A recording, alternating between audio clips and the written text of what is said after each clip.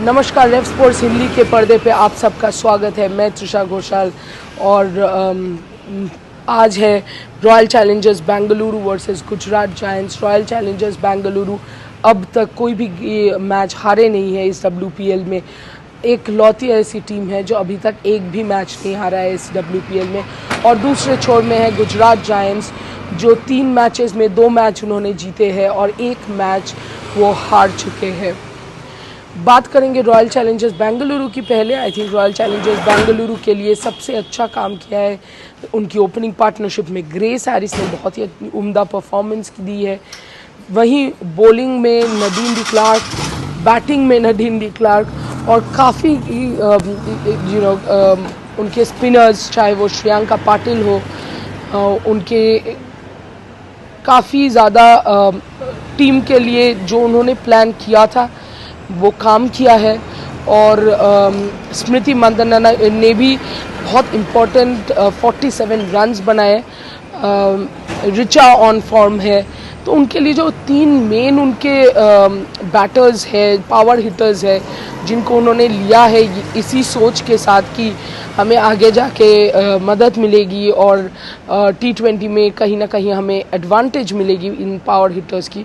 उन्होंने अब तक तो बहुत ही उम्दा परफॉर्मेंस की है।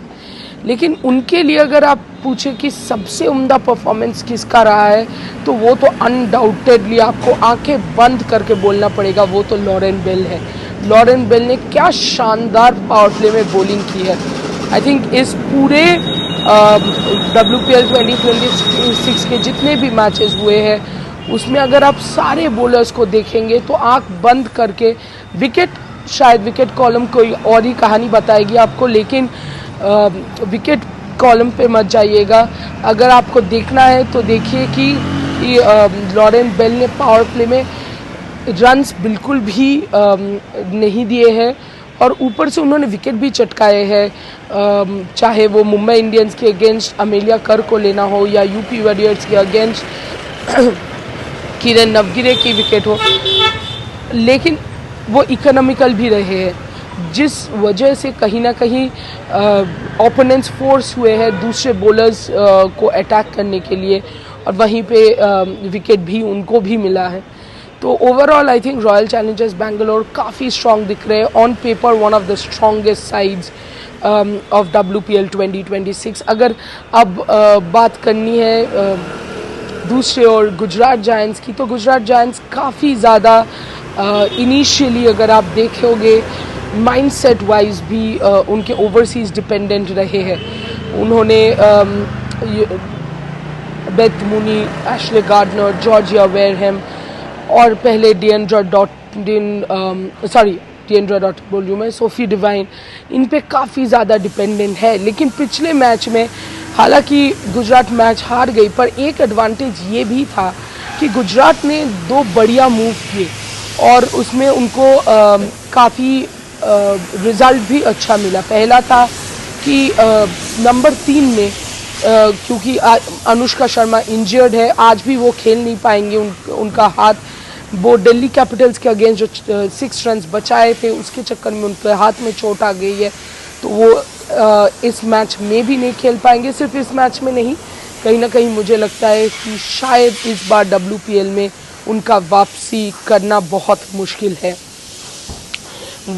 बट उसी के चलते कनिका आहूजा को नंबर 3 पे प्रमोट किया था गुजरात जायंट्स ने और वो मूव मुझे काफ़ी इंस्पायरिंग लगी थी, काफ़ी अच्छी लगी थी और कनिका ने अपने आप को प्रूव भी किया, उस मूव को सही प्रूव भी किया। और फिर दूसरा था आयुषी सोनी को जब उन्होंने भेजा, उसके बाद आयुषी सोनी की बैटिंग अच्छी थी, हो नहीं रही थी, तो उन्होंने भारती फुलमाली को भेजा। हालांकि मुझे ये लगा था कि आयुषी सोनी से पहले ही भारती फुलमाली को भेजना चाहिए था, बट ठीक है, बेटर लेट देन नेवर, और वो भी काफ़ी काम आया। लेकिन ये भी है कि लास्ट मैच में उनके ओवरसीज़ प्लेयर्स ज़्यादा रन नहीं बटोर पाए, लेकिन उसके बावजूद गुजरात जायंट्स ने 192 किया था। गुजरात जायंट्स की मेन परेशानी होगी उनकी बॉलिंग, क्योंकि देखिए उनके 3 अगर आप बैटिंग के स्कोर देखोगे तो एक है 204, एक है 207 और एक है आपके 192 if I am not wrong. ये तीनों मैमथ टोटल्स है, इतनी आसान नहीं होती है। बार बार आप 180 तो क्रॉस कर रहे हो, 190 भी बार बार क्रॉस कर रहे हो, लेकिन प्रॉब्लम ये है कि 190 आप बार बार 202 बार क्रॉस करने के बाद भी आपकी जीत की अगर आप देखोगे कि कितने रन से गुजरात जीते हैं।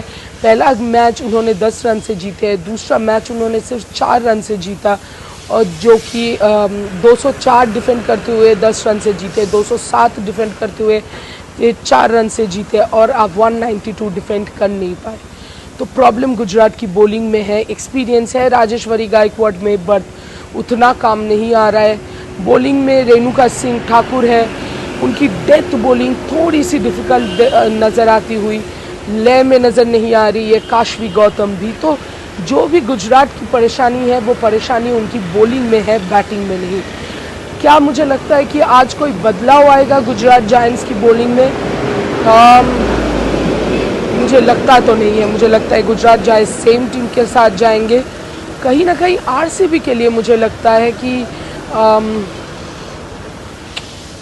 आरसीबी भी पिछले मैच जिस तरह से जीती थी, नहीं, आई थिंक दोनों टीम्स अनचेंज रहेंगे। डीवाई पाटिल में कल का जो पिच था वो थोड़ा सा स्लो था, आज का पिच कितना स्लो रहेगा वो देखना पड़ेगा। लेकिन कोई भी पिच हो, आई थिंक 150 से कम तो नहीं बनना चाहिए डीवाई पाटिल के किसी भी पिच में। अगर प्रेडिक्शन करना पड़े तो मैं बोलूँगी कि चलिए एक बैलेंस रखने के लिए बोलते हैं कि आज गुजरात जीतेगी, क्योंकि फिर सारे टीम एक एक मैच हार चुके होंगे और थोड़ा बहुत इंटरेस्टिंग भी हो जाएगा WPL की पॉइंट्स टेबल पर। इंटरेस्टिंग बातें हम रेफ स्पोर्ट्स हिंदी पे ज़रूर करते रहेंगे हर स्पोर्ट को लेके, चाहे वो मेंस क्रिकेट हो, अंडर 19 मेंस क्रिकेट हो, विमेंस क्रिकेट हो, ओलंपिक स्पोर्ट हो। सारे स्पोर्ट देखने के लिए, जानने के लिए, एनालिसिस में जुड़े रहने के लिए आपको रेफ स्पोर्ट्स हिंदी को लाइक, शेयर और सब्सक्राइब ज़रूर करना पड़ेगा। और अपने दोस्तों को भी कहिए कि सपोर्ट करें और देखते रहिए। धन्यवाद।